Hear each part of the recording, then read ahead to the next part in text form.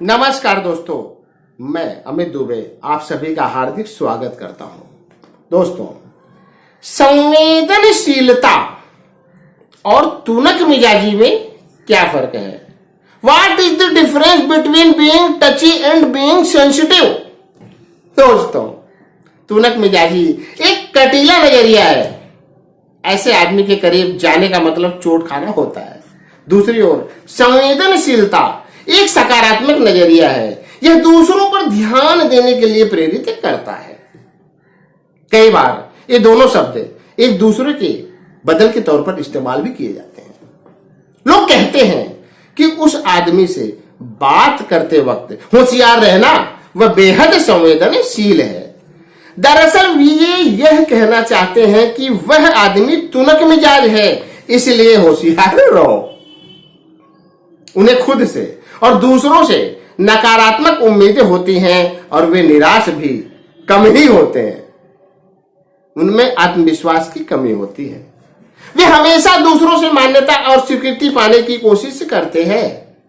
स्वीकृति की चाह, किसी की राय जानने में फर्क है। वास्तव में राय जानने का मतलब सलाह मांगना होता है। वे अपने बारे में डींगे हाँकते हैं। दरअसल यह आत्मविश्वास की कमी की निशानी होती है। वे दब्बू और डरपोक प्रभाव के होते हैं। वे अपने वजूद के लिए खुद को शर्मिंदा महसूस करते हैं। ऐसे लोग खुद को हमेशा झुका लेते हैं, लेकिन यह उनकी विनम्रता नहीं होती। विनम्रता आत्मविश्वास से पैदा होती है, जबकि दब्बूपन की वजह से आत्मविश्वास की कमी होती है। जिस आदमी में आत्मविश्वास की कमी हो वह असरदार नेता नहीं बन सकता। दूसरे लोग उसके अंदर आत्मविश्वास की कमी को महसूस कर लेते हैं, लिहाजा उनकी नजर में उसकी इज्जत घट जाती है। उनमें दृढ़ता नहीं होती। घटिया किस्म के आत्मसम्मान वाले लोग अपने विश्वासों पर टिकना नहीं चाहते। दूसरी ओर अनुचित ढंग से आक्रामक होना भी कमजोर आत्मसम्मान की निशानी है। जिन हालात में दया दिखानी चाहिए उनमें आक्रामकता दिखाना दृढ़ता नहीं है। आत्मविश्वास की कमी की वजह से वे पिछलग्गू बन जाते हैं। वे सोचते हैं जब यह हर इंसान ऐसा कर रहा है तो मुझे भी काम करना चाहिए। हम हर रोज लोगों को साथियों के दबाव के आगे घुटने टेकते देखते हैं, यह जानने के बावजूद कि वे जो काम कर रहे हैं उससे उन्हें या दूसरों को नुकसान पहुंच सकता है। लोग उस काम को केवल इसलिए करते हैं कि उन्हें स्वीकार कर लिया जाए। घटिया किस्म के आत्मसम्मान वाले लोग केवल साथ में बने रहने के लिए साथ निभाते हैं। उनमें आत्मविश्वास की कमी होती है, इसलिए वे दूसरों से मान्यता पाना चाहते हैं। वे अमीरों की बराबरी करने के लिए दिखावा करते हैं। लोग जब घर, कार या ऐसी अन्य चीजें खरीदते हैं और दूसरों को प्रभावित करने के इरादे से किसी गतिविधि में भाग लेते हैं तो अक्सर वे ऐसा पैसा खर्च करते हैं जिसे उन्होंने कमाया नहीं होता, और ऐसी चीजें खरीदते हैं जिनकी उन्हें जरूरत नहीं होती। वे ये सारे काम केवल दूसरों पर रौब जमाने के लिए करते हैं, जबकि कोई जरूरी नहीं होता कि वे उन्हें पसंद करते हों या उनकी तारीफ लायक मानते हों। दोस्तों, कई बार वे अड़ियलपन भी दिखाते हैं या लोगों को ध्यान आकर्षित करने वाला व्यवहार करते हैं। घटिया दर्जे के स्वाभिमान वाले लोग केवल दूसरों का ध्यान अपनी ओर खींचने के लिए बेतुकी हरकतें करते हैं। उन्हें भद्दा व्यवहार करके बड़ा और महत्वपूर्ण होने का एहसास होता है। कुछ लोग केवल औरों से अलग दिखने और लोगों का ध्यान आकर्षित करने के लिए गलत काम करते हैं और गलत मुकाम पर खड़े हो जाते हैं। अपने बारे में बढ़ चढ़कर डींगे हाँकने वाले, कक्षा में जोकर नुमा हरकतें करने वाले और भड़कीले कपड़े पहनने वाले लोग इसके उदाहरण हैं।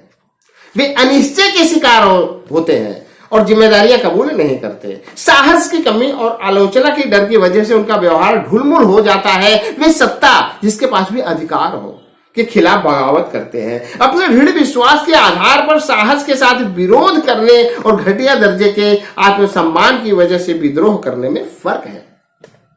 Mahatma Gandhi, Martin Luther king और अब्राहम लिंकन जैसे विश्व के सभी महान नेता विद्रोही थे। उन्होंने हिम्मत के साथ बगावत की लेकिन घटिया दर्जे के स्वाभिमान वाला व्यक्ति अधिकार संपन्न लोगों के विरुद्ध केवल इसलिए विद्रोह करता है कि उसके पास अधिकार है, भले ही वे सही क्यों ना हो। दोस्तों, वे सामाजिक और अंतर्मुखी होते हैं, वे दिशाहीन होते हैं और उनका नजरिया कुछ इस किस्म का होता है कि मैं किसी की परवाह नहीं करता।